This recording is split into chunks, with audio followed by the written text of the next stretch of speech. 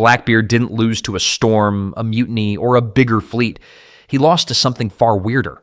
One British plan, hidden behind a smile, took down the most feared pirate alive.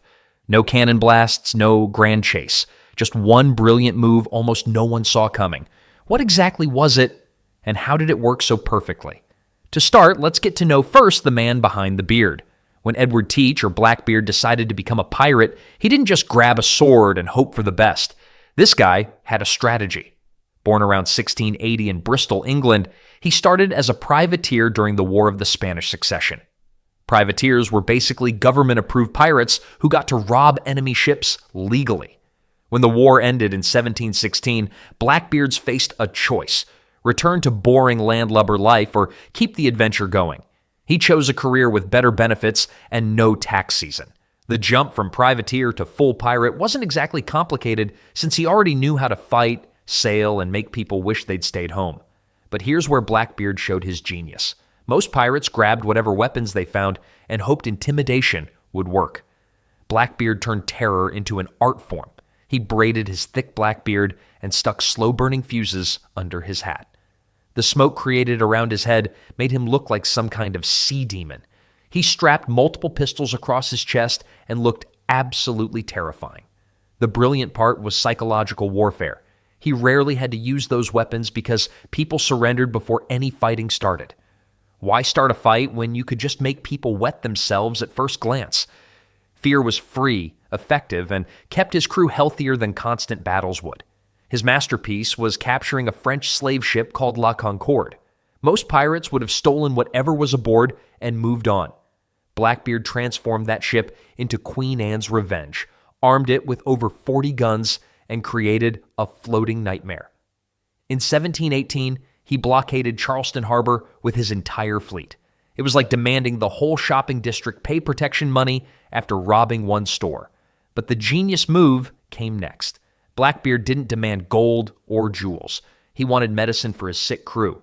He took hostages from important Charleston families, got his medical supplies, then released everyone unharmed. This wasn't random chaos. Blackbeard built alliances with other pirate crews and maintained operational secrecy that would impress modern spies. He was commanding a floating fortress while most pirates were still paddling around in rowboats. But even the smartest criminals eventually face a problem that brains alone can't solve. What happens when you're the most wanted pirate in the Atlantic and you want to enjoy your wealth without constantly running from warships? If you're Blackbeard, you get creative with retirement. In 1718, he accepted a royal pardon from Governor Charles Eden of North Carolina. On paper, the most feared pirate in history was officially reformed. In reality, calling him reformed was like calling a hurricane a gentle breeze. Blackbeard settled in Bath, North Carolina, basically the middle of nowhere back then. Picture a sleepy coastal town where the most exciting event was usually someone's pig getting loose. Now imagine the Atlantic's most notorious pirate deciding to play house there. But Blackbeard's genius showed even in retirement. He reportedly bribed Governor Eden and other local officials. The guy basically bought himself immunity like purchasing insurance, except the policy covered piracy instead of car accidents. These officials looked the other way, while Blackbeard continued his not-so-secret side business. His new base was Ocracoke Island, perfectly positioned to control key shipping routes. It was like setting up a toll booth on the only road out of town. Blackbeard could monitor everything passing through while staying hidden in the maze of shallow waters. The retirement was elaborate theater. Blackbeard kept trading, smuggling, and hiding loot. He acted like a respectable merchant during daylight hours. By night, he sailed back to raiding ships like a commuter heading to his second job. He even married a local woman to cement his reformed image. Some sources claim she was his 14th wife, which raises questions about his previous 13 marriages. The marriage helped establish his reputation as a settled man putting his wild days behind him. The genius of his plan was legal protection. As long as he technically lived under Governor Eden's pardon, other colonies couldn't touch him. The whole setup was like claiming you quit smoking while keeping a pack hidden in every room. But some people weren't willing to play by these convenient rules. Governor Alexander Spotswood of Virginia had a serious problem shaped like a bearded pirate, while North Carolina was perfectly content letting their reformed criminal play merchant. Virginia was bleeding money every time ships disappeared near Blackbeard's territory. Spotswood was watching his trade routes get robbed while his neighbor claimed their pet shark was totally harmless. The political situation was delicate. Spotswood couldn't march into North Carolina and arrest Blackbeard without causing major diplomatic problems. But he also couldn't watch Virginia's trade routes get picked clean by a pirate hiding behind legal paperwork. The governor decided to handle this problem his own way. Spotswood needed someone special for this mission, not some glory-seeking captain who would turn everything into a publicity circus, not some hothead who would charge in with cannons blazing. He needed someone smart and disciplined. The governor chose Lieutenant Robert Maynard of the Royal Navy. The lieutenant wasn't famous or known for dramatic victories. He was basically the Navy's version of a ship carpenter, except instead of building vessels, he dismantled problems involving cannons and cutlasses. Spotswood gave the lieutenant command of 2 small sloops with about 60 men total.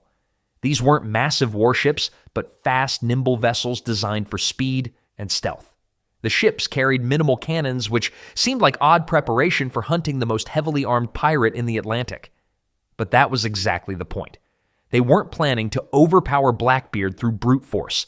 They were planning to outsmart him. It was like planning to capture a whale using fishing nets instead of harpoons. The mission launched in November 1718 under complete secrecy. The lieutenant couldn't even tell his crew exactly what they were doing until they were at sea. His orders were simple but dangerous. Find Blackbeard, capture or kill him, and bring back proof. The whole plan was hunting the deadliest shark in the ocean using 2 small fishing boats and a lot of nerve. The hunt was about to begin. November 21st, 1718. Blackbeard was anchored peacefully near Ocracoke Island, probably thinking he was having a quiet evening. His crew was down to about 20 to 25 men, normal for these relaxed periods. The pirate was sailing with a crew smaller than most merchant vessels, which should have been his first warning. Lieutenant Maynard arrived under cover of darkness, keeping his ships hidden in the maze of channels and sandbars. The area was perfect for stealth operations with shallow waters and plenty of hiding spots. The brilliant part was pure psychology. When Blackbeard spotted the 2 sloops the next morning, he probably assumed they were merchant vessels. After all, what kind of person would be foolish enough to attack the most feared pirate in the Atlantic with 2 small ships and what appeared to be a handful of sailors? Maynard deliberately kept most of his crew below deck. From a distance, his ships looked practically empty. A few sailors visible on deck, minimal activity, nothing threatening. It was like showing up to a gunfight with what appeared to be a water pistol while keeping the real weapons hidden. The battle began at dawn on November 22nd. Blackbeard fired first, which was exactly what the lieutenant wanted. The pirates' cannons damaged both British ships, but not enough to sink them. The British were playing dead fish while secretly being very much alive and very well-armed fish. The lieutenant's ships took hits, but kept advancing. His hidden crew stayed below deck, even as cannonballs flew overhead. From Blackbeard's perspective, this looked like a complete disaster. The whole approach was like a ship appearing to surrender while actually preparing to ram. The genius was that it played perfectly to everything Blackbeard thought he knew. Small ships meant fewer men. Visible damage meant the enemy was losing. Lack of return fire meant weakness. All reasonable conclusions based on experience. They were also completely wrong. As the morning progressed, Blackbeard was moving closer to what he thought would be another easy victory. Blackbeard took the bait completely. The pirate captain saw these battered British ships with their apparently tiny crews and couldn't resist moving in for easy prey. It was like watching a shark charge toward bait, not realizing the bait was attached to a very large hook. Blackbeard brought his sloop alongside the lieutenant's vessel and prepared to board. This was his standard procedure. Get close, terrify the enemy, and watch them surrender. The strategy had worked perfectly for years.